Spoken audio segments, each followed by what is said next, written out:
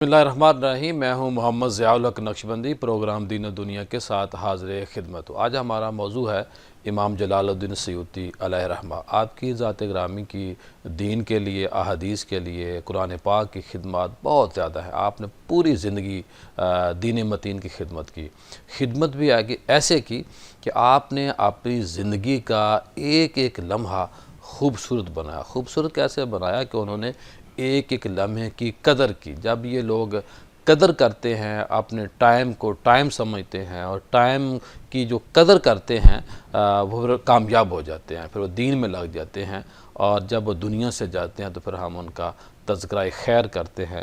آپ کی ذات گرامی کے جو خاندان ہے وہ تو ایران سے ان کا تعلق ہے، لیکن آپ کی پیدائش ہے وہ مصر کی ہے۔ آپ کی عظمت بہت زیادہ ہے۔ کریم آقا صلی اللہ علیہ وسلم ایک دفعہ آپ کی خواب میں تشریف لائے تو آپ کہتے ہیں کہ میں نے کریم آقا کی خدمت عرض کیا، یا رسول اللہ صلی اللہ علیہ وسلم، میرے ماں باپ آپ پر قربان ہوں، میں جو احادیث پہ کام کر رہا ہوں، جو احادیث لکھ رہا ہوں، کیا میں آپ کی خدمت میں سنا سکتا ہوں، پیش کروں، سناؤں؟ تو کریم آقا نے فرمایا، اے حافظ الحدیث، آپ مجھے احادیث سنائیں۔ اب دیکھیے کریم آقا جس شخصیت کو، جس ہستی کو، جس فرد کو حافظ الاحادیث کہیں تو ان کا مقام اور مرتبہ کیا ہوگا۔ آپ فرماتے ہیں کہ میری زندگی کا سب سے بڑا اثاثہ یہ ہے کہ مجھے خواب میں کریم آقا کی زیارت ہوئی اور کریم آقا نے میری احادیث کی خدمت کو قبول کیا۔ یہ جو ہستیاں ہیں، یہ جو بزرگ ہیں، یہ بڑے ہی ہمارے لیے اہم ہیں۔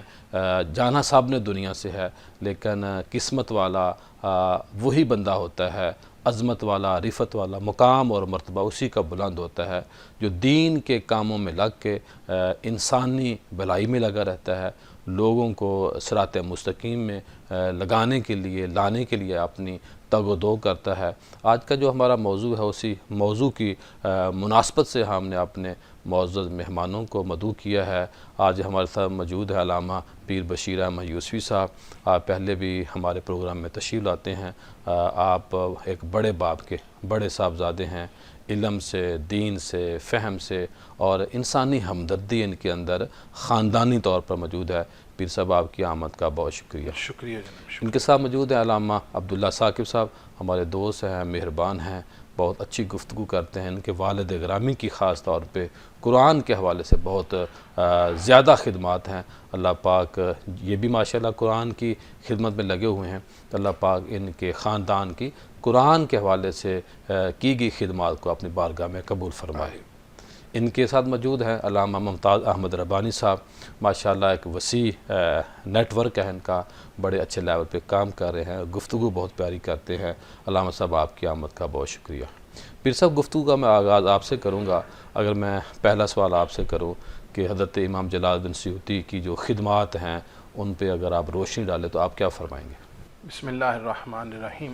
لہم البشریٰ فی الحیات الدنیا وفی الآخرہ۔ محترم جناب ضیاء الحق نقشبندی صاحب، اللہ تبارک و تعالیٰ نے قرآن مجید فرقان حمید میں اپنے پیارے بندوں کا ذکر کرتے ہوئے یہ بات ارشاد فرمائی ہے کہ جو میرے بندے ہو جاتے ہیں پھر میں ان کا ذکر دنیا میں بھی اور دنیا سے جانے کے بعد بھی عام رکھتا ہوں۔ سبحان اللہ۔ اور یہ اسی سلسلے کا فیض ہے کہ آج ہم 15ویں صدی ہجری میں اس ہستی کا ذکر کر رہے ہیں جن کی پیدائش 8ویں ہجری میں ہوئی، علامہ امام جلال الدین سیوطی علیہ رحمہ، جن کا اصل نام عبد الرحمن تھا اور ان کی کنیت ابو الفضل، اور ان کا لقب جو تھا وہ جلال الدین تھا۔ ماشاءاللہ۔ اور ان کا ایک لقب ابن القطب بھی ہے، یعنی ان کی ولادت لائبریری میں ہوئی، کتابوں کی جگہ پہ، اس نسبت سے ان کو یہ لقب دیا گیا۔ کتابوں کی گٹی ملی ان کو، الحمدللہ جی۔ اور بچپن سے ہی جس گھرانے میں پرورش پائی وہ اہل علم اور بڑا معزز گھرانہ تھا۔ آپ کے والد گرامی شافعی مسلک سے تعلق رکھتے تھے اور اپنے وقت کے بڑے مشہور قاضی بھی رہے، لیکن ان کے بچپن میں ہی جو کہ ان کا وصال ہو گیا، اور وصال سے قبل انہوں نے فتح القدیر کے مصنف کمال الدین ابن حمام سے ان کی تربیت کی وصیت فرمائی، جنہوں نے بڑے عمدہ طریقے سے ان کی تربیت بھی فرمائی، اور اللہ تعالیٰ نے ان پر بڑا فضل فرمایا، اس قدر ذہانت عطا فرمائی کہ 8 سال کی عمر میں آپ نے قرآن مجید فرقان حمید کو حفظ کرنے کے بعد حصول علم کے لیے دور و نزدیک کا سفر کیا، اور 21 سال کی عمر تک آپ نے تفسیر، حدیث اور دیگر بہت سے مضامین پر دسترس پاتے ہوئے آپ نے تدریس کا عمل بھی شروع فرما دیا، سبحان اللہ۔ اور 871 ہجری میں آپ نے سب سے پہلے فتویٰ بھی عطا فرمایا۔ علامہ جلال الدین سیوطی علیہ رحمہ کی زندگی بہت باکمال گزری، بہت سی کتابیں اور بہت سے علوم پر آپ نے دنیا کو فیض یاب فرمایا۔ یہ وہ عظیم ہستی تھیں جن کے بارے میں کتابوں میں یہ بڑا واضح درج ہے کہ یہ وہ دور تھا جب نبی اکرم صلی اللہ علیہ وسلم کے والدین پر شدید الزام تراشی ہوتی کہ آپ ایمان والے نہیں تھے، تو انہوں نے اس دور میں 7 کتابیں لکھ کر آپ کے ایمان کو دنیا تک عام کیا۔ آپ فرماتے ہیں ان کتابوں کے لکھنے کی برکت سے مجھے رسول اللہ صلی اللہ علیہ وسلم کا دیدار ہوا، اور جاگتے ہوئے فرماتے ہیں 70 مرتبہ دیدار ہوا۔ اس لیے ہمیں پریشان نہیں ہونا چاہیے کہ جو خیر اور شر یہ ازل سے ہے، یہ چلتا رہے گا۔ جی بالکل، یہ تو شروع سے چلتا آ رہا ہے کہ جہاں خیر ہے وہاں شر نے تو آنا ہی آنا۔ علماء سو بالکل موجود تھے اس دور میں بھی، علماء آپ کے خلاف بھی موجود تھے۔ بہرحال آپ نے نبی اکرم صلی اللہ علیہ وسلم سے سوال عرض کیا، یا رسول اللہ صلی اللہ علیہ وسلم، اس کرم کا کیا خاص جو ہے میرے اوپر کرم ہوا ہے، اس کا کیا مقصد ہے؟ تو کریم آقا صلی اللہ علیہ وسلم فرمایا، میری والدہ محترمہ حضرت بی بی آمنہ رضی اللہ عنہا نے مجھے یہ حکم فرمایا کہ یہ ہمارا بچہ ہے، اس نے ہماری پیروی کی ہے، اس کے گھر جایا کرو۔ تو اس وجہ سے کریم آقا صلی اللہ علیہ وسلم نے آپ کو بار بار اپنی زیارت کروائی۔ علامہ جلال الدین سیوطی علیہ رحمہ نے اتنی عمر میں بے شمار کتابوں کو تحریر فرمایا، اور دنیا بھر میں وہ کتابیں عام ہیں، اور ان کے علم سے لوگ آج فیض یاب ہو رہے ہیں، اور جہاں تفسیر اور حدیث کا ذکر آتا ہے وہاں علامہ جلال الدین سیوطی علیہ رحمہ کا نام شامل ہوتا ہے۔ ماشاءاللہ۔ جی عبداللہ صاحب کیا فرمائیں گے حضرت امام جلال الدین سیوطی کا جو امام کا مقام ہے، جو احادیث اور تفسیر قرآن میں ان کا مقام ہے، آپ کیا فرمائیں گے؟ بسم اللہ الرحمن الرحیم والصلاة والسلام علی سید المرسلین۔ بہت شکریہ قبلہ پیر صاحب، آپ نے یاد فرمایا، اور مجھ سے قبل قبلہ علامہ پیر بشیر احمد یوسفی صاحب نے بڑے خوبصورت انداز میں علامہ جلال الدین سیوطی رحمۃ اللہ تعالیٰ علیہ کا بنیادی تعارف جو ہے وہ پیش فرما دیا ہے۔ جہاں تک تعلق ہے علم تفسیر اور علم حدیث میں حضرت علامہ جلال الدین سیوطی رحمۃ اللہ تعالیٰ علیہ کی خدمات کا، تو قبلہ پیر صاحب علامہ جلال الدین سیوطی رحمۃ اللہ تعالیٰ علیہ نے قرآن مجید کی تفسیر کے اوپر جو کام کیا اور جو کام ان سے اللہ نے لیا وہ انہی کا خاصہ ہے۔ آپ نے قرآن مجید کی ایک تفسیر الدر المنصور کے نام سے لکھی جو آج بھی موجود ہے اور بڑی ذہین تفسیر ہے، اور اس کے علاوہ تفسیر جلالین جو تمام مدارس کے نصاب میں شامل ہے، اور ہر عالم جو ہے اس نے وہ تفسیر پڑھی ہوئی ہے۔ یہ جلالین جو ہے، یہ 2 جلال الدین جو ہے انہوں نے اس کو لکھا۔ پہلے امام جلال الدین محلی رحمۃ اللہ تعالیٰ علیہ نے آخری 15 پاروں کی تفسیر اور ابتدائی سورہ فاتحہ کی تفسیر جب لکھی تو ان کا وقت پورا ہو گیا زندگی کا، وہ تشریف لے گئے۔ تو ان کے بعد پھر علامہ جلال الدین سیوطی رحمۃ اللہ تعالیٰ علیہ نے بہت تھوڑے عرصے میں سورہ بقرہ سے لے کر سورہ بنی اسرائیل تک اس تفسیر کو مکمل کر دیا۔ سبحان اللہ۔ علامہ جلال الدین سیوطی رحمۃ اللہ تعالیٰ علیہ نے اس کے علاوہ علم قرات کے اوپر، جس میں علوم قرآنی کو جمع کر کے بالخصوص علم قرات کے اوپر انہوں نے کلام کیا، وہ الاتقان کے نام سے 2 جلدوں میں، وہ بھی ہمارے سامنے موجود ہے۔ وہ ایسا کمال کا کام ہے، آپ خود فرماتے ہیں کہ میرا یہ شوق تھا کہ علوم قرآنی پر مجھے کچھ پڑھنے کو ملے، لیکن بڑی تلاش کے بعد مجھے جو کتاب ملی اس میں تشنگی باقی تھی، تو پھر آپ نے خود اس پر قلم اٹھایا اور 2 ذہین جلدوں میں آپ نے جو الاتقان کے نام سے کتاب مرتب فرمائی، جس میں آپ نے علم قرات پر سیر حاصل گفتگو فرما کر ہمارے لیے یہ راستہ بھی آسان کر دیا کہ عالم ہونے کے ساتھ ساتھ قاری ہونا یہ ہمارے اکابر میں موجود رہا۔ بہت بڑی بات ہے۔ تعلق ہے حدیث کا، تو حدیث کے اندر آپ خود فرماتے ہیں کہ مجھے 2 لاکھ احادیث زبانی یاد ہے۔ سبحان اللہ۔ 2 لاکھ احادیث یاد ہونے کا مطلب یہ ہے کہ اللہ عظمت ان کی بھی بہت ہے جن کو 40 احادیث یاد جی بالکل ایسے ہی ہے، اور آپ کو 2 لاکھ احادیث زبانی 2 یاد لاکھ احادیث یاد ہے۔ اور حافظے کا تعلق قبلہ پیر صاحب انسان کے تقوی کے ساتھ ہے۔ جتنا انسان متقی ہوتا چلا جاتا ہے اللہ اس کو ذہانت اتنی ہی زیادہ عطا فرماتا چلا جاتا ہے، اس کا حافظہ مضبوط ہوتا چلا جاتا ہے۔ تو علامہ جلال الدین سیوطی رحمۃ اللہ تعالیٰ علیہ کو 2 لاکھ احادیث یاد تھیں، اور پھر آپ نے احادیث کے اوپر سینکڑوں کتب لکھی، جس میں آپ نے راویوں کے اوپر جو ہے کتابیں لکھی، آپ نے علم حدیث کے اوپر جو 3 طریقے تھے، املا، تدریس اور تصنیف، تینوں کو عام کیا۔ حافظ ابن حجر عسقلانی کے 20 سال کے بعد ایک وقفہ رہا، اس وقفے کے بعد دوبارہ املا کا جو آغاز ہوا احادیث کی، وہ علامہ جلال الدین سیوطی رحمۃ اللہ تعالیٰ علیہ نے فرمایا. اور علامہ جلال الدین سیوطی رحمۃ اللہ تعالیٰ علیہ خود فرماتے ہیں کہ میں ایک دفعہ حرم میں حاضر تھا، زمزم شریف پیتے ہوئے میں نے عرض کی اللہ کی بارگاہ میں کہ اے اللہ مجھے حدیث کے اندر حافظ ابن حجر عسقلانی جیسا مرتبہ اور مقام عطا فرما. تو اس کے بعد پھر فرماتے ہیں کہ اللہ نے اتنا کرم فرمایا کہ نسبت دیکھیں نا کہ آب زمزم پیتے ہو، جی آب زمزم پیتے ہوئے، یعنی یہ بہت بڑا سبق ہے ہمارے وہ لیے. پانی عام پانی نہیں ہاں ہے کہ اس نسبت پانی کو پیتے ہوئے جو دعا مانگی جائے اللہ دعا بھی قبول کرے. بے شک یہ نسبتوں کی طرف جو ہے ہماری توجہ ہونی چاہیے کہ اس کی نسبت حضرت اسماعیل علیہ السلام کے ساتھ ہے. تو حضرت اسماعیل علیہ السلام کی نسبت کی وجہ سے آب زمزم شریف کو اللہ نے یہ مقام عطا کیا کہ حافظ ابن حجر عسقلانی بننے کی جو دعا امام جلال الدین سیوطی رحمۃ اللہ علیہ نے فرمائی، آپ فرماتے ہیں اس کے بعد اللہ نے پھر میرے اوپر اتنا کرم فرمایا کہ حدیث کا میرے دور میں میں نہیں سمجھتا کہ میرے پائے کا کوئی عالم پوری دنیا میں موجود ہے. یہ بہت بڑی بات ہے جو علامہ جلال الدین سیوطی رحمۃ اللہ تعالیٰ علیہ نے جی فرمائی. ربانی صاحب کیا فرمائیں گے؟ جی بسم اللہ الرحمن الرحیم. محترم پیر صاحب قبلہ، پہلے تو آپ کے ساتھ تعزیت کرتے ہیں کہ آپ کے برادر مکرم پچھلے دنوں ان کا سانحہ ارتحال آپ کو پیش آیا. اللہ تبارک و تعالی ان کی کامل اور بے حساب مغفرت فرمائے. آمین آپ کو اور آپ کے پورے خاندان کو صبر جمیل عطا فرمائے. آمین. بہت شکریہ. جی قبلہ پیر صاحب، حضرت امام جلال الدین سیوطی رحمہ اللہ تعالی، آپ کے حوالے سے آپ نے بڑا اچھا انتخاب کیا. حضور نبی کریم رؤوف الرحیم صلی اللہ علیہ وسلم کا ارشاد مبارک ہے، ذکر الصالحین کفارۃ الذنوب. جب اللہ کے صالح بندوں کا ذکر کیا جاتا ہے تو اس کی برکت سے اللہ ان ذکر کرنے والوں کے پچھلے گناہوں کو معاف فرما دیتا ہے، اللہ اور صالحین کا ذکر ان کے گناہوں کا کفارہ بن جاتا ہے. اللہ حضرت امام جلال الدین سیوطی رحمہ اللہ تعالی، آپ کسی اعتبار سے دیکھیں جو ہمارے ہاں علوم مروج ہیں ان میں سے کوئی ایسا علم نہیں ہے، کوئی فن ایسا نہیں ہے کہ جس میں حضرت امام جلال الدین سیوطی رحمہ اللہ تعالی آپ نے قلم نہ اٹھایا ہو اور پھر اس میں سیر حاصل آپ نے بحث نہ کی ہو.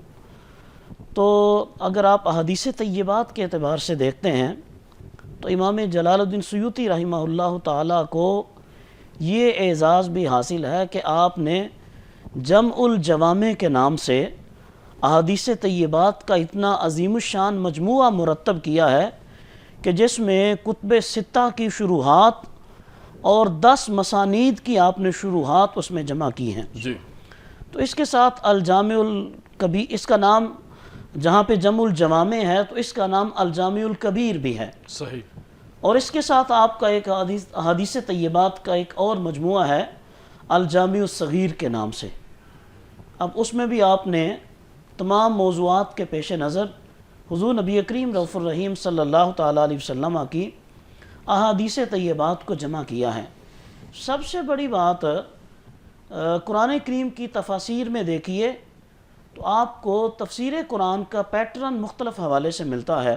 جی حضرت امام سیوطی رحمہ اللہ تعالیٰ نے الدر المنصور جو قرآن کریم کی تفسیر ہے جناب، اس میں تفسیر رسول اللہ صلی اللہ علیہ وسلم کی احادیث طیبات کی روشنی میں کی ہے. سبحان اللہ. تفسیر القرآنی بالاحادیث، یعنی ہر آیت طیبہ کی انٹرپریٹیشن میں حضور نبی کریم صلی اللہ تعالیٰ علیہ وسلم کی احادیث کو آپ لے کر آئے ہیں. ہر حکم قرآنی کی تشریح اور تعبیر میں امام جلال الدین سیوطی رحمہ اللہ تعالیٰ نے احادیث طیبات کو پیش کیا ہے. تو اس میں آپ کی وسعت علم اور آپ علیہ الرحمہ کے جو نظریات ہیں اس کا بھی اندازہ ہوتا ہے جناب کہ انہوں نے قرآن کریم کو بھی رسول اللہ صلی اللہ تعالیٰ علیہ وسلم کی محبت اور آپ کے فرامین کی روشنی میں سمجھا ہے اور اسے امت تک ابلاغ کیا ہے. اور آج تک وہ جو تفسیر الدر المنصور ہے وہ ہمارے ہاں موجود ہے، ہمیں روشنی فراہم کر رہی. جی اس میں کوئی شک نہیں ہے. پروگرام کا سلسلہ جاری ہے، ملتے ہیں بریک کے بعد. بریک کے بعد خوش آمدید. آج ہمارا موضوع ہے امام جلال الدین سیوطی رحمۃ اللہ تعالی علیہ. آپ کو رضی اللہ تعالی عنہ بھی کہہ سکتے ہیں کیونکہ اللہ آپ پہ راضی ہے، کریم آقا نے ان کے کام کو پسند فرمایا۔ یہ جو ہستیاں ہیں جن کا ہم تذکرہ اپنے پروگرام میں کرتے ہیں یا اپنی نجی جو مجالس میں کرتے ہیں، کوئی مجلس کرتا ہے، کوئی جلسہ کرتا ہے، کوئی سیرت کا پروگرام کرتا ہے، تو ان بڑے لوگوں کی باتوں کو ہم کوڈ کرتے ہیں، کیونکہ انہوں نے پوری عرق ریزی کے ساتھ وہ چیزیں لکھی ہوئی ہیں جو آج بھی ہمارے پاس موجود ہیں۔ اگر خدا نخواستہ یہ لٹریچر ہمارے پاس موجود نہ ہوتا تو پھر ہمارا کیا بنتا، کیونکہ ہماری اس معاشرے میں دیکھیں نا ہمارا حال کیا ہے، ہم کس طرح اپنی زندگی کو ضائع کر رہے ہیں۔ باتیں بہت ہیں لیکن کام بہت تھوڑا ہے ہمارا بنیادی طور پر، اور میں تو سمجھتا ہوں کہ آج اختلافات ہی رہ گئے ہیں، کام تو رہا ہی کوئی نہیں۔ تو یہ جو ہستیاں ہیں اللہ پاک نے میرا خیال ہے اسی لیے ان کو پیدا کیا تھا کہ 2024 کے اندر جو حالات دین کے مسلمانوں کے ہونے تھے، تو قبلہ پیر صاحب کیا فرمائیں گے اگر آپ کی ذات کو بحیثیت مفسر قرآن دیکھیں یا آپ سے میں پوچھوں تو آپ کیا فرمائیں گے؟ جی محترم پیر ضیاء الحق نقشبندی صاحب، کتابوں میں یہ درج ہے کہ امام جلال الدین سیوطی علیہ رحمہ نے کم و بیش 500 سے 600 کے قریب کتب کو تحریر فرمایا، اللہ اکبر۔ اور 20 تفاسیر کو بھی آپ نے پیر صاحب ویری سوری میں آپ کی بات کاٹ رہا ہوں، اب دیکھیے جو علماء آج کے ہیں یہ آج بھی 200 کتاب لکھ سکتے ہیں، کیونکہ اب تو لکھنا آسان ہے، اب تو جی چیزیں آپ نے موجود ایک ہیں۔ پچھلے پروگرام میں بڑی اچھی بات کوڈ کی تھی کہ اگر روزانہ ایک صفحہ بھی لکھیں جی تو بالکل، سال میں 365 صفحات پر مشتمل کتاب لکھی جا سکتی عربی ہے۔ ہمیں لکھنی نہیں پڑ رہی، اللہ، تحریر ہمیں نہیں، کمپوزر ہمارے پاس ہیں، اب تو سافٹ ویئر آگے ہیں کہ آپ بولیں گے وہ لکھنا شروع کر دیتے ہیں۔ جی قبلہ ضیاء بھائی، گزارش یہ ہے کہ اللہ تعالیٰ اس آدمی کے لیے آسانی پیدا کر دیتا ہے جو اس طرف لگ جاتا ہے۔ بے شک، آپ کی 63 سالہ زندگی میں 600 کے لگ بھگ جو کتب ہیں ان میں کئی یہ بھی 20 بڑی پیاری کتب نسبت تفاسیر ہے ہیں 63 سال کی۔ الحمدللہ جی۔ اللہ اکبر۔ اور اس میں جو مشہور ترین تفسیر جلالین ہے اس کا میں ذکر کرتے ہوئے عرض کروں گا کہ یہ دو بزرگ جلال الدین محلی اور جلال الدین سیوطی علیہ رحمہ نے مل کر مکمل فرمائی، اور یہ کتنا بڑا یہ عمل ہے۔ دیکھیں ایک بزرگ کی آدھی تفسیر کو انہوں نے خود باقی مکمل فرمایا، یہ نہیں کہا کہ میں نے پہلا بھی میں نے لکھا ہے یا اس طرح، بلکہ اسی کو آگے لے کر چلے کہ سورت کاف سے سورت ناس تک اور سورت فاتحہ امام سیوطی محلی نے لکھا، امام سیوطی نے آگے اس کو دوبارہ سورت البقرہ سے شروع کر کے سورت اسرہ تک مکمل کیا، اور اللہ اکبر۔ آپ نے خود یہ ذکر فرمایا کہ موسیٰ علیہ السلام کے 40 روز کی نسبت سے اللہ تعالیٰ نے مجھ پر یہ فضل کیا کہ میں نے یہ آدھے قرآن کی تفسیر 40 روز میں مکمل کر لی، اور ان دونوں بزرگوں کا یہ طرح امتیاز تھا کہ ان کی اس تفسیر میں بڑے آسان فہم کے ساتھ لوگوں کو بات سمجھائی گئی، اور علماء نے اس تفسیر کا بغور جائزہ لیا تو سورت مزمل تک قرآن کے حروف اور تفسیر کے حروف برابر رہے، اور یہ تفسیر جیسے ابھی پہلے بھی ذکر ہوا کہ ہماری کتب نصاب میں موجود ہے، اس سے آسان طریقے سے لوگ اس کو سمجھ رہے ہیں، علماء کے ساتھ ساتھ طلباء جو ہیں وہ بھی اس سے استفادہ لے رہے ہیں، بظاہر ان کے ناقدین بھی موجود ہیں لیکن اللہ تعالیٰ نے ان کو یہ عروج دیا کہ ہر دور کے علماء طلباء سارے اس تفسیر سے مستفید ہو رہے ہیں۔ جی عبداللہ صاحب، اگر میں آپ سے یہ پوچھوں کہ آپ کی جتنی بھی تحریر ہے، کتابیں ہیں، جو آپ کی محنت ہے، جو عرق ریزی ہے، اس کو پڑھنے کے دوران جو آپ نے عشق مصطفیٰ سے سہارا لیا، جو عشق رسول آپ کے اندر موجود تھا، جو ادب رسالت آپ کے اندر موجود تھا، وہ کس طرح آپ پیش کریں گے؟ یعنی کہ بڑا نازک ہوتا ہے، ہم دیکھتے ہیں کہ بعض لوگ اپنی اوقات سے باہر نکل جاتے ہیں، وہ سمجھتے ہیں کہ وہ بھی معاذ اللہ انسان تھے، میں بھی انسان ہوں، تو عشق رسول کا جو ترازو ہے وہ کس طرح سنبھالنا رکھنا، یہ کیا فرمائیں گے آپ؟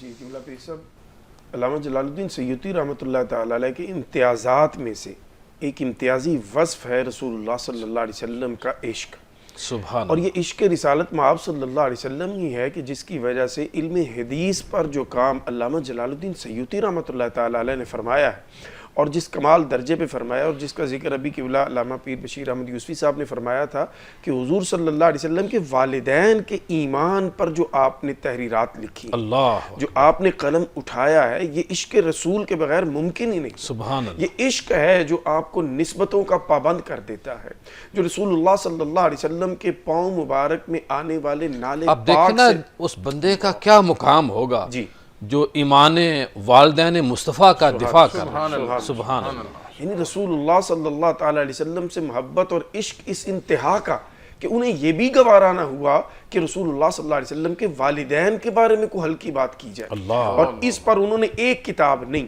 6-7 کتابیں اور ذہین کتابیں لکھ کر دلائل کا انبار لگا کر لوگوں کو بتایا کہ لوگوں عشق رسالت مآب صلی اللہ علیہ وسلم کی روشنی میں جب تم قرآن کا مطالعہ کرو گے، احادیث کا مطالعہ کرو گے، تو تم یہ کہہ ہی نہیں سکتے کہ رسول اللہ صلی اللہ علیہ وسلم کے والدین کے بارے میں کوئی ہلکی بات تمہاری زبانوں سے نکلے۔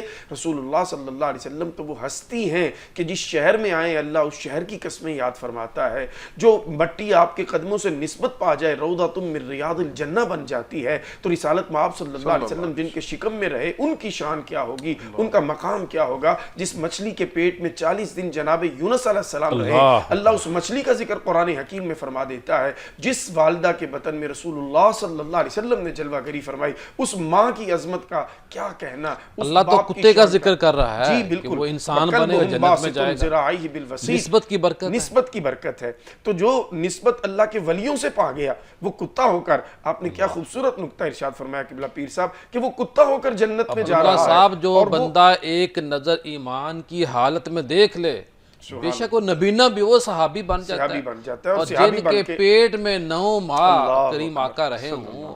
کُلًّا وعد اللہ الحسنى، کہ جس نے ایک نظر رسول اللہ صلی اللہ علیہ وسلم کو دیکھا درجہ صحابیت پا لیا، اللہ فرماتا ہے میرا اس سے جنت کا وعدہ ہے۔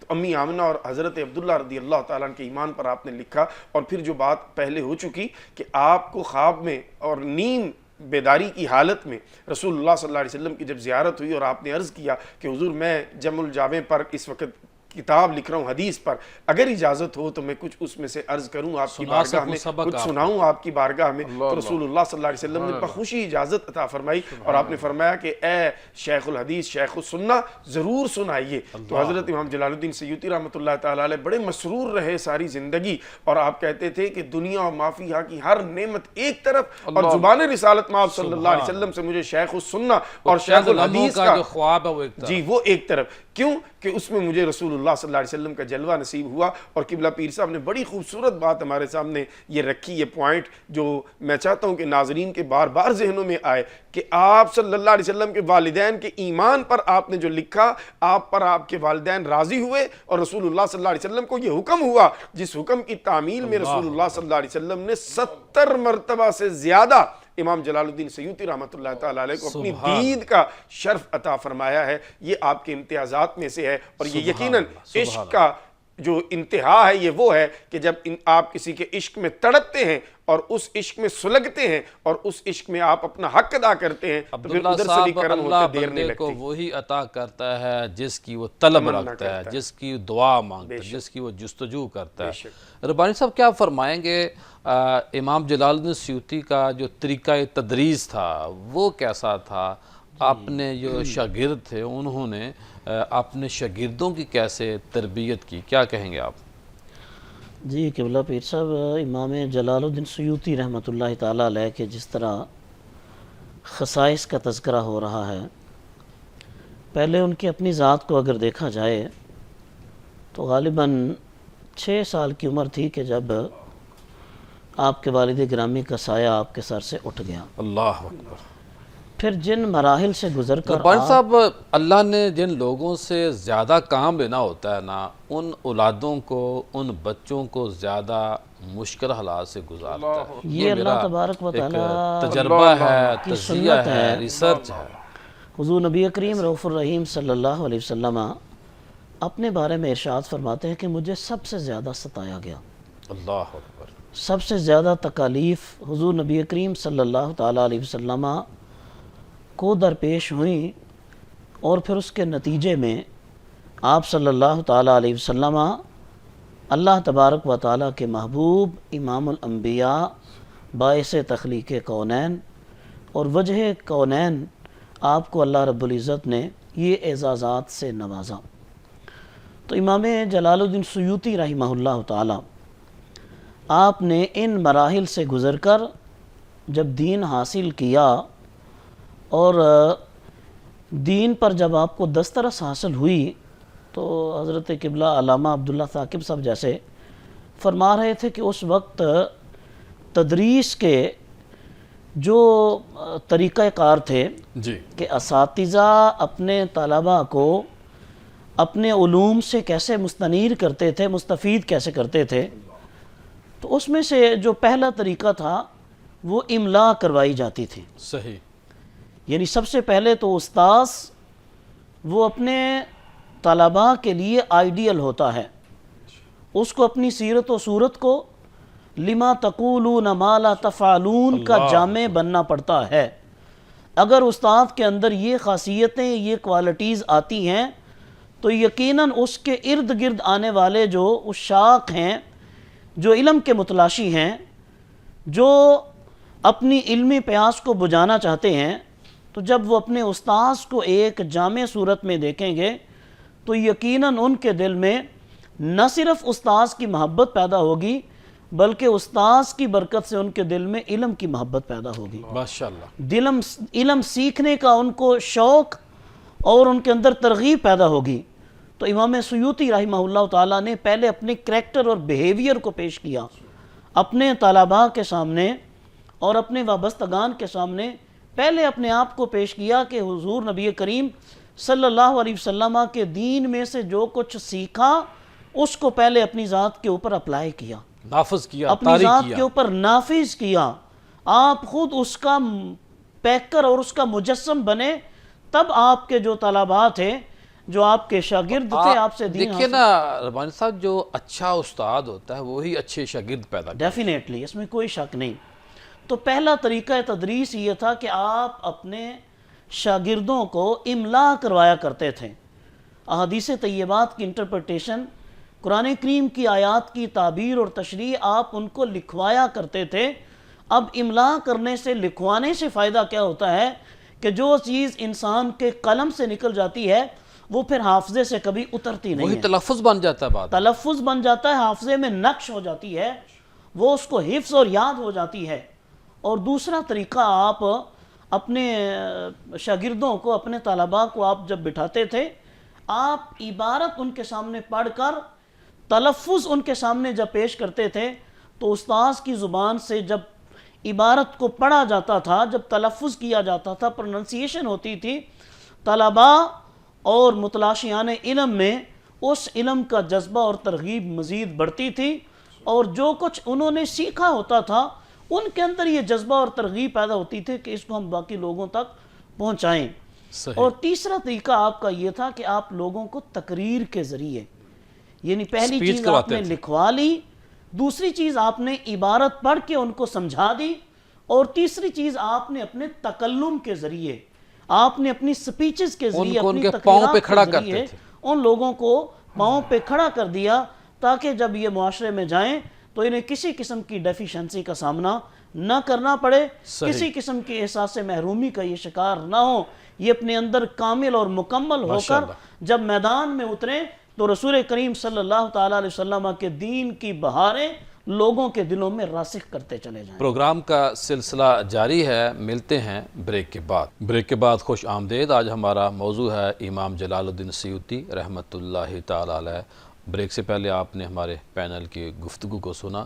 آپ کی خدمات بہت زیادہ ہیں، ہماری اوقات نہیں ہے اتنی، ہمارے پاس ٹائم نہیں اتنا۔ میں ٹائم کی مراد آپ نے ٹی وی پروگرام کی بات کر رہا ہوں۔ ہماری زندگیاں اگر وقف ہو جائیں ان ہستیوں کا شکریہ ادا کرنے میں، تو پھر بھی میں سمجھتا ہوں کہ ہم ان کا جو ہمارے اوپر قرض ہے وہ پورا نہیں کر سکتے۔ یہ بڑی ہمارے اثاثہ تھی، یہ ہمارے لیے سرمایہ حیات ہے۔ سرمایہ حیات اس لیے ہیں کہ اگر یہ روایات، یہ کتابیں ہمارے تک نہ پہنچتیں تو آج ہمارا حال کیا ہوتا۔ مجھے تو اس بات کا خوف آتا ہے کہ مستقبل کیا ہے جو آج ہم کر رہے ہیں، ہم دے کیا رہے ہیں قوم کو، ہم کن باتوں میں الجھا رہے ہیں قوموں کو، لوگوں کو تقسیم کر رہے ہیں، تو قبلہ پیر صاحب کیا فرمائیں گے کہ آپ کی ذات کے اوپر جو مشکل مراحل آئے؟ ظاہر ہے یہ کتابیں لکھنا آسان کام نہیں ہے، آج گفتگو کر لینا اسی ماحول میں بیٹھ کے بہت آسان کام ہے، لیکن ان ہستیوں نے لائٹ کے بغیر، کمپیوٹر کے بغیر، انٹرنیٹ کے بغیر کام کیا، مشکلات تو ان کو بہت زیادہ برداشت کرنی پڑی ہوں گی۔ جی محترم ضیاء الحق نقشبندی صاحب، حصول علم کے لیے بھی آپ نے بہت سی مشکلات کا سامنا کیا، دور و نزدیک کے سفر بھی کیے، جیسا کہ نبی اکرم صلی اللہ علیہ وسلم کا بھی حکم ہے کہ علم حاصل کرو چاہے تمہیں چین تک جانا پڑے، اور اس علم کے حصول کے دوران آپ نے تقریباً 151 اساتذہ سے علم حاصل کیا مختلف ذرائع سے، اور پھر ان کی ہمیشہ قدر بھی رکھی، اور جب آپ نے علم حاصل کر لیے تو 21 سال کی عمر میں آپ کو فتویٰ نویسی کے لیے بٹھا دیا گیا، اللہ اکبر، اور جامعہ شیخونیہ میں آپ نے یہ کام سر انجام دینا شروع کیا۔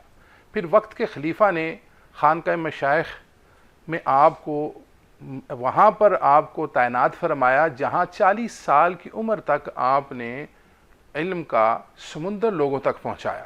سبحان لیکن اس دور میں جا کر صوفیہ کی کثرت کی وجہ سے آپ کی جان کو خطرہ لاحق ہوا، جس بنا پر آپ نے پھر فتاوی نویسی اور دروس کا سلسلہ چھوڑ کر تصنیف کی راہ اختیار کر لی، اور معاشرے سے ہٹ کر اپنے آپ کو گوشہ نشینی کی طرف لے گئے، اور آخری اپنے زندگی کے 23 سال تقریباً آپ نے گوشہ نشینی میں تصانیف پر گزارے، اور وہ تصانیف آج دنیا بھر میں عام ہو کر لوگوں کو مستفید کر رہی ہیں۔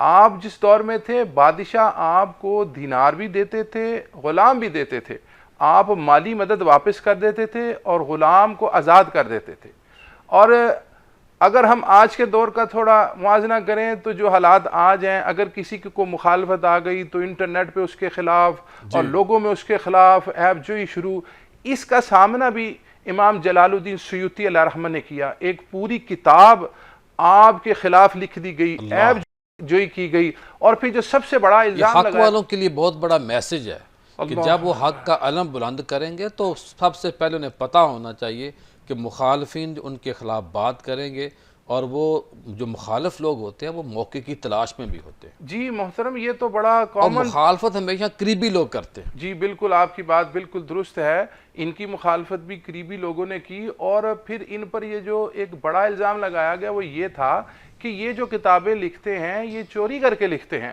پھر اس کے جواب میں انہوں نے ایک پورا رسالہ لکھا، اور اس رسالے کے جواب میں لوگوں کو پوری طرح اندازہ ہو گیا کہ یہ الزام لگانے والا جھوٹا ہے۔ ان چیزوں سے ہمیں بھی یہ پتہ چلتا ہے کہ الزام لگتے رہتے ہیں، ان کو ایوائڈ کرنا چاہیے، لیکن کسی جگہ پر کچھ لوگوں کو اللہ پاک نے کام کے لیے پیدا کیا ہے، کچھ لوگوں کو اللہ نے باتیں کرنے کے لیے پیدا کی ہے، اللہ پاک کا کرم۔ جی عبداللہ صاحب کیا فرمائیں گے، اصلاح اور تربیت کا جو انداز تھا آپ کا وہ کیسا تھا؟ جی قبلہ پیر صاحب، جیسے ابھی علامہ پروفیسر ممتاز احمد ربانی صاحب نے ہماری توجہ دلائی کہ آپ نے سب سے پہلے اپنے اوپر جو آپ نے پڑھا اس کو اپلائی کیا، جی، اور قرآن کریم کی جو آیت آپ نے پیش کی لما تقولون ما لا تفعلون، تم وہ کہتے کیوں ہو جو کرتے نہیں ہو، پہلے خود کرو، پہلے خود کرو، تاثیر تب پیدا ہوتی ہے۔ اگر میٹھا خود کھایا تو دوسرے کو منع نہیں کر سکتے آپ۔ اللہ اکبر۔ جب آپ تحریر لکھیں گے اور اس تحریر کو لکھتے وقت آپ خود اس عمل سے دور ہوں گے تو وہ تحریر کبھی بھی کسی کو نفع اس طرح سے نہیں دے گی جس طرح سے اس کا فائدہ ہونا چاہیے۔ اور قرآن مجید برہان رشید سے ہمیں یہ بھی پتہ چلتا ہے کہ یہ بھی رسول اللہ صلی اللہ علیہ وسلم کی مبارک سنت ہے۔ جب آپ نے اعلان نبوت فرمایا تو آپ سے یہ پوچھا گیا کہ ہم کیسے یقین کر لیں آپ کے اس دعویٰ پر، تو آپ نے فرمایا فَقَدْ لَبِثْتُ فِيكُمْ عُمُرًا مِّن قَبْلِ، میری زندگی تمہارے سامنے کھلی کتاب ہے، اللہ 40 برس کے شب و روز تمہارے سامنے میں ہیں، آپ کے اندر رہا ہوں، میں آپ کے اندر رہا ہوں، بیٹھنا، کھانا پینا، خاندان، حسب نسب، اور آپ کا یہ جو معاشرہ ہے اس میں جو برائیاں خامیاں ہیں ان میں سے بھی کوئی ایک لمحہ کوئی ایک سیکنڈ آپ انگلی اٹھا سکو تو انہوں نے سر جھکا لیے، یعنی کلمہ پڑھیں نہ پڑھیں، ایمان لائیں نہ لائیں، لیکن آپ کے کردار پہ انگلی اٹھانے کی جسارت ہم نہیں کر سکتے۔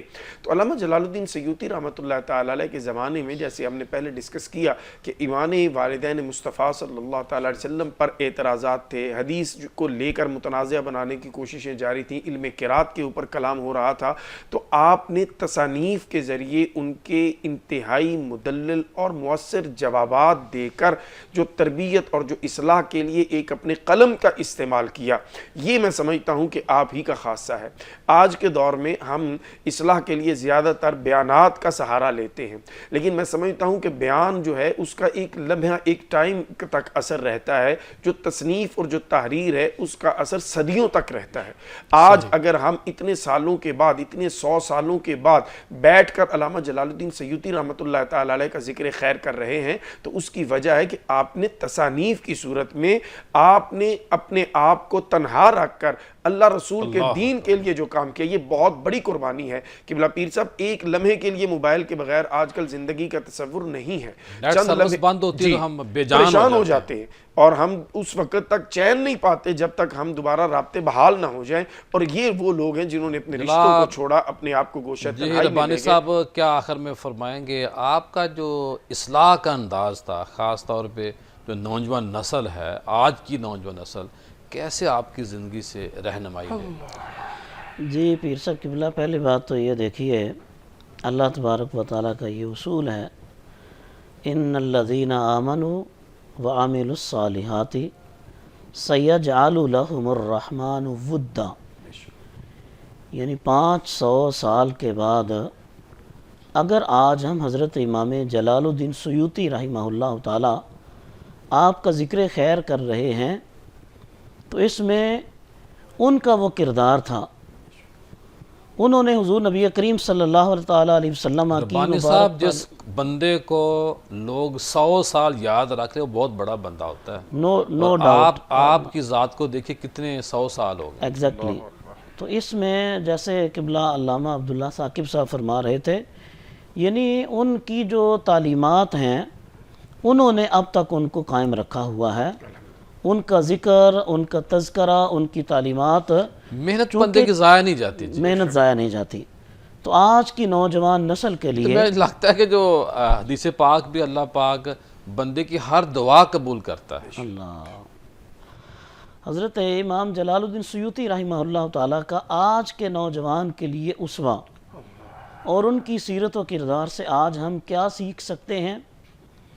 پہلی بات تو یہ ہے کہ ہمیں اپنے دین کے اعتبار سے، عقیدے کے اعتبار سے کسی قسم کے شک و شبہ میں نہیں پڑنا، ہر قسم کے شکوک کو پس پشت ڈالنا ہے، اللہ تبارک و تعالیٰ کی ذات پر، رسول اللہ صلی اللہ تعالیٰ علیہ وسلم کی ذات پر ہمارا ایمان کامل ہونا چاہیے، بنیادی چیزوں پہ کمپرومائز نہیں کرنا، کمپرومائز ہمیں کسی حوالے سے نہیں کرنا چاہیے، اختلاف کرنا تو بھی محبت کے انداز میں، محبت کے ساتھ، تہذیب کے ساتھ، تہذیب کے دائرے میں رہ کر آپ اختلاف کر سکتے ہیں۔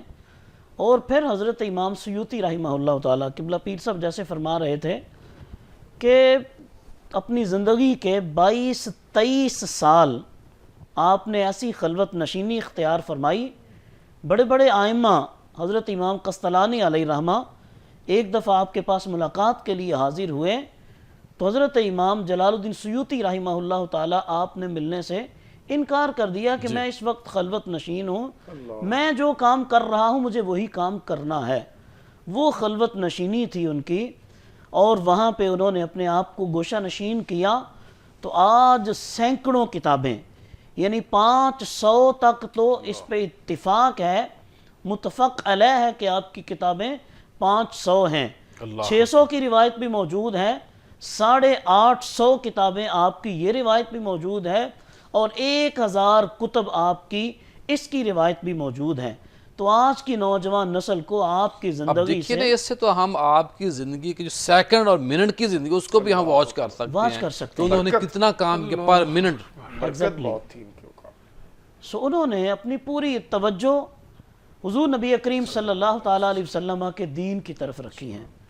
ان کا مطمع نظر یہ تھا کہ میں نے جو رسول کریم सल्लल्लाहु ताला अलैहि वसल्लम का दीन सीखा है, बल्लिगू अन्नी वलो आया, ये मैंने ट्रांसफ़र करना है आगे। जी मैंने लोगों तक पहुंचाना है। और करीम आका सल्लल्लाहु ताला अलैहि वसल्लम की ये दुआ भी है कि अल्लाह उस बंदे का चेहरा हमेशा तरोताज़ा रखना कि जिसने मेरी हदीस को सीखा, उसको याद किया और उसको आगे लोगों तक पहुंचाया। तो आज हज़रत इमाम जलालुद्दीन सुयूती रहमहुल्लाह ताला आपकी सीरत से, आपके किरदार से आज के नौजवान को ये मैसेज मिलता है कि अगर हम अपने आप को इस दुनिया में बाकी रखना चाहते हैं तो हुजूर नबी करीम सल्लल्लाहु ताला अलैहि वसल्लम के दीन से वाबस्तगी ज़रूरी है। सुभान अल्लाह। हमें हुजूर नबी करीम सल्लल्लाहु ताला अलैहि वसल्लम की तालीमात को अपनाना होगा और आप सल्लल्लाहु अलैहि वसल्लम के उसवा नूर से इक्तिसाब फैज़ करना होगा। तो अगरचे इस दुनिया को छोड़ के चले जाएंगे, अल्लाह तबारक व ताला हमारा जिक्र लोगों में बाकी रखेगा। सयजअलु लहुमुर रहमान वुद्दा, ये अल्लाह तबारक व ताला लोगों के दिलों में अपने उन बंदों की मोहब्बत पैदा फरमा देता है जो अल्लाह तबारक व ताला के साथ मुखलिस होते हैं, दीन मुस्तफ़ा करीम सल्लल्लाहु ताला अलैहि वसल्लम के साथ मुखलिस होते हैं। हज़रत इमाम सुयूती रहमहुल्लाह ताला का ये इख्तिसास है, ये इम्तियाज़ है कि उन्होंने अपने आप को रसूल करीम सल्लल्लाहु ताला अलैहि वसल्लम के दीन के साथ अपने आप को मुखलस साबित किया है। तो मैं आखिरी अपनी बात को यहाँ तक मुकम्मल करता हूँ कि शिकवाए जुल्मत शब से तो कहीं बेहतर था, शिकवाए जुल्मत शब से तो कहीं बेहतर था कि अपने हिस्से की कोई शम्मा जलाते जाते, अपने हिस्से का काम को करते जाते। आज का वजीफ़ा आपके सामने पेश किया जाता है, या मालिकुल मुल्क, या मालिकुल मुल्क। अब देखिए या ए कि पुकारना किसको, अल्लाह पाक को, ए बादशाहों के बादशाह, ए मुल्कों के बादशाह, यानी कि वो अल्लाह है जो बादशाहों का बादशाह है, हुक्मरानों का हुक्मरान है।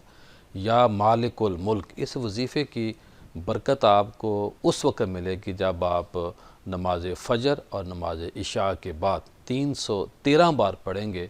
तो आपको जो खूबियाँ, जो कमालात, जो फ्यूज़ व बरक़ात मिलेंगे वो ये हैं कि आपकी दीनी और दुनियावी इस्लाह होगी, आपको नेकी करनी नसीब होगी, जायज़ जो ख्वाहिशात हैं अल्लाह पाक इस वजीफ़े की बरकत से पूरी करेगा, रिज़्क़ हलाल जो है उसमें इजाफ़ा होगा, जो आपके जहन में मुख्तलिफ़ टारगेट होते हैं कि मैंने ये करना है, मैंने वो करना है, उसका हसूल आसानी के साथ हो जाएगा। दुनिया के हर काम में कामयाबी का राज है इस वजीफ़ा के अंदर, क्योंकि अल्लाह को पुकार रहे हैं। फिर आप अगर आप चाहते हैं कि कोई आपको अच्छा रिश्ता मिल जाए, आपका अपना, अपनी की बहन का, बेटी का, औलाद का, कोई भी आपका अजीज़ है, तो उस वजीफ़े की, इस वजीफ़े की बरकत से वो रिश्ता भी आपको अच्छा मिलेगा। फिर इस वजीफ़े की बरकत ये है कि आपके अंदर जो नेगेटिव ख़ामियाँ हैं, जो कोताहियाँ हैं, जो आपकी पर्सनैलिटी के अंदर ऐसे मामलात हैं जो जिनसे आप छुटकारा हासिल करना चाहते हैं लेकिन कर नहीं पाते, तो वो क्या है कि आप इस वजीफ़े की बरकत से जो आप चाहते हैं कि ये बुराई मेरे अंदर से निकल जाए तो वो ख़त्म हो जाएगी। फिर आपके अंदर कोई ऐसी बुरी ख्वाहिशात जन्म लेती हैं और छोड़ना भी चाहते हैं, आपका ज़मीर मलामत करता है, वो बुरी ख्वाहिशात आपके अंदर से निकल जाएंगी। नाजायज़ कमाई यानी कि हलाल को छोड़ के खुदा न खास्ता अगर हराम की तरफ जाते हैं तो उससे आपको छुटकारा मिलेगा, यानी कि अल्लाह हलाल की बरकत आप फरमाएगा। आपके जो मुश्किल काम हैं वो अल्लाह पाक इस वजीफ़े की बरकत से आम कर देगा, ख़ास कर देगा, हल कर देगा। फिर आपके जो ऐसे मामला जिसमें आप समझते हैं कि जी रुकावटें आ रही हैं, तो इस वजीफ़े की बरकत से वो रुकावटें भी दूर होंगी। और इस वजीफ़े की बरकत से अगर आपके लोगों से रिश्ते टूटते हैं, तल्लुकात का निभा नहीं होता, तो इस वजीफ़े की बरकत से वो जो रिश्ते हैं मुक़द्दम, जो अहम हैं, उनमें मजबूती आएगी। कल दोबारा आपसे मुलाकात होगी।